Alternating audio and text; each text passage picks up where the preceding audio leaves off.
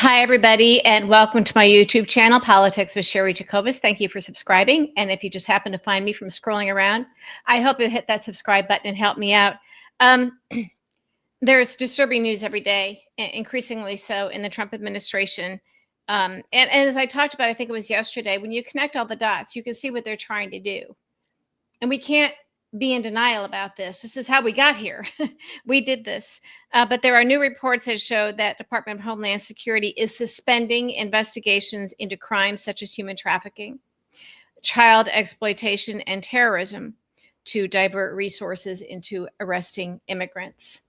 Uh, we've seen the dismantling of those parts of the federal government that are designed to protect us, to help keep America great. I think that we are far from the greatest country on earth as we had been in the past. But I think that perhaps we were just big and soft and vulnerable. And Putin certainly saw that. Big, lumbering America, stupid Americans. And while we have had so many fantastic things about this country, we did fail to protect it. We are where we are now because for the past 10 years, we were in denial. We made heroes out of people that we shouldn't have. We listened to the wrong people. We were entertained by their videos and sent them money instead of sending it to campaigns. And these people were pocketing the money, and that cost Democrats the House. We, like people with clever tweets, we refused to see that our media was selling us out. And that part, I think, is really damaging. We were in denial. Things were supposed to look a certain way to us. And we always thought that at the demise of the country, there'd be some announcement or something. We embraced people. We knew nothing about their past, but they were telling us that Merrick Garland was on the job. They were telling us what we wanted to hear. Merrick Garland is dotting the I's and crossing the T's. He wasn't. And we got soft and lazy and quiet and stupid. And we let it happen because we were told, not by anybody with real knowledge or experience or in a position of authority, we were told, you're just being stupid. Those of you, you just, you think this is like an episode of Law and Order that's supposed to be over and resolved in an hour. This is what we were told. We believed people that worked for Trump, supported Trump. And then they said, well, I didn't know any better. And then I saw the light. Come on. Come on. Only stupid people really believed Trump in the beginning. That's why he always said he liked the poorly educated. The other people, the people in the media, people who supported Trump, worked for Trump, then didn't work for Trump, supported Ted Cruz, and went back to Trump, then were against Trump. Come on. The people that worked for him for 10 days, I didn't know. Bull. They all knew. They all knew. When they didn't get what they wanted from him, when they got scaramuccied, yeah. They were before Trump, before they were against him, before they were for him. When they switched whoever their TV network was that they were appearing on as a paid contractor, they put their finger in the air, see which way the wind is blowing. Ari Fleischer did that. These people are not so stupid that they didn't know what Trump was. They all knew what Trump was. They only pretended to change their minds when it benefited them. Okay? And I know we've talked about this before, but we're still doing the same thing. We're still making heroes out of these people that knew better. So at least accept the fact that their change of heart was because they got caught. They ran out of road with Trump and their fortunes and fame light elsewhere. There's very few exceptions of people that didn't know any better and then changed their mind. The one exception I would say is Joe Walsh, because he bagged on Trump real early on, and he did put it all on the line, and he didn't have anything at stake there. But the others, come on. And at a minimum, you should say, okay, this wealthy corporate lawyer who's on TV all the time, or this person who was White House press secretary, or this person who's a hedge fund manager and worked for Trump, and then things didn't work out. Come on. They knew. They've always known. They're just going on to the next grift to fool you.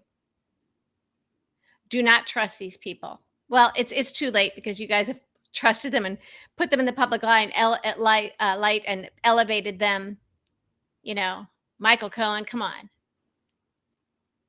And even if you choose to believe that these people, with their pasts and their experience and their wealth that they gained and how they gained it, if you choose to believe that they supported Trump because they were just too stupid to know what I've known from the beginning and what so many others have known from the beginning, probably most of you have known from the beginning. If you choose to believe that they really didn't know any better and you choose to accept that, fine. But they should not be your heroes now. If they were that stupid and that naive, what makes you think they're suddenly smart? If you choose to believe that they didn't know any better and that they were just fooled, fine, you can have compassion for them, but they are no different than the toothless red hat wearing people at the rallies. And if you don't see that, then you're being stupid. You know the people I'm talking about. You know the people I'm talking about. Anybody that's flip-flopped 3 times, let alone, well, 1 time, let alone 3 times on Trump, they're playing you and you're letting them. Okay? And you're letting them. There are honest brokers out there.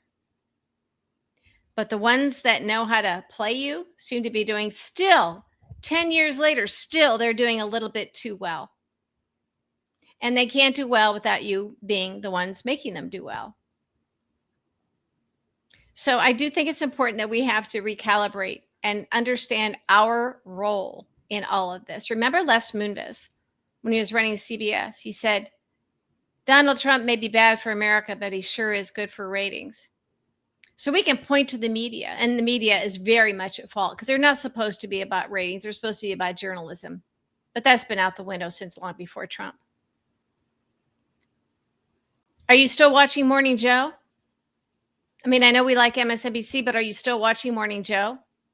Do you really think that a former congressman who got his own TV show, several of them, didn't know what Trump was in 2015 and 2016? Corey Lewandowski himself told me that they had Roger Ailes, Jeff Zucker in their pocket, and guess what? Joe Scarborough, too. Oh, and Bill O'Reilly was a big buddy. Now, Bill O'Reilly, I think, thought Trump was a joke, didn't like Trump pretending he was a big pal of his. And I think they kind of badgered him into letting Trump do the first interview with O'Reilly after he went down the golden escalator. Okay? O'Reilly kind of got sucked in, but willingly so. Everybody thought Trump was a buffoon. Everybody. You start delivering ratings. Okay, we'll play ball. So why do you trust Joe Scarborough now? I say this as somebody who used to be on Joe's evening show, Scarborough Country. I've known him since he was a freshman member of Congress. We were friendly, but he sold out. And he almost did it again. Remember, he went going down to Mar-a-Lago to kiss the ring after Trump won this time? He has good guests on his show. There's no question about it. But if you're watching it and you're giving ratings, you're still doing it. I mean, there's nobody coming to save us, folks. If you're still giving money to the grifters who literally have the Democratic House majority sitting in their bank accounts building generational wealth because you like their clever videos and didn't bother to check to see if they were actually spending the money to elect Democrats or air their clever videos on TV. If you're still listening to somebody because you like his clever tweets, but he's a rich corporate lawyer, did mergers and acquisitions, but he's never really done politics or actually worked at DOJ or anything. If you're still doing it, you're at fault. We have to look in the mirror at how gullible we've been, because that is why we're here. And I've noted before with the Mueller report, after Robert Mueller testified, and he said Trump can be indicted for obstruction upon leaving office. He also laid out about 10 counts of obstruction of justice. And it was Nancy Pelosi who chose not to impeach Trump over that. She's, oh, he's not worth it. Like we're on the playground. Like that's a mean girl response. Yes, he was worth it. He was president of the United States at that early stage. I do believe there's still enough establishment Republicans left in the Senate where if the House impeached, and if they could have done it with some Republican votes, which I think they could have at that early stage, again, that was before there was a lot of true believer MAGA types in there. There were a lot of Republicans who would have been more than happy to finally get rid of Trump. And I do think there was a chance that he could have been convicted in the Senate. And even if not, do the right thing. You're part of the problem. So we have to stop being part of the problem. And if you're still embracing and enriching these people who are playing you or who have played you in the past, then you're part of the problem. Nobody was stupid about Trump. None of these guys were stupid about Trump and then saw the light. Not Michael Cohen, not Ari Fleischer, not George Conway. I'm sorry. They just weren't. Not Scaramucci. And there are others. And this is nothing personal against them. This is just how it is. And please don't come at me and argue me, well, they've changed. Well, no, they haven't. They've gotten something out of it. Michael Cohen is still sitting on a ton of information about stuff that he personally was involved in that hurt a lot of people. And where people, if the truth got out, a lot of people could get restitution. You know? Believe me, I know what I'm talking about on this. So be very, very careful who your heroes are. This is why I like independent media.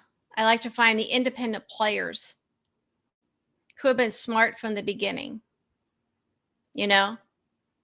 And I love these guys, some of these people that stood up, the networks they were at, when they told the truth about Trump. Yeah, Jim Acosta, you know? And now he's doing great, but he just decided, no, I'm not doing this. I'm not playing. He decided not to be a Joe Scarborough. You know? Terry Moran. People like that. The real deal. They are now among the ranks of the very successful, growing audience, independent media. Please, I'm begging you.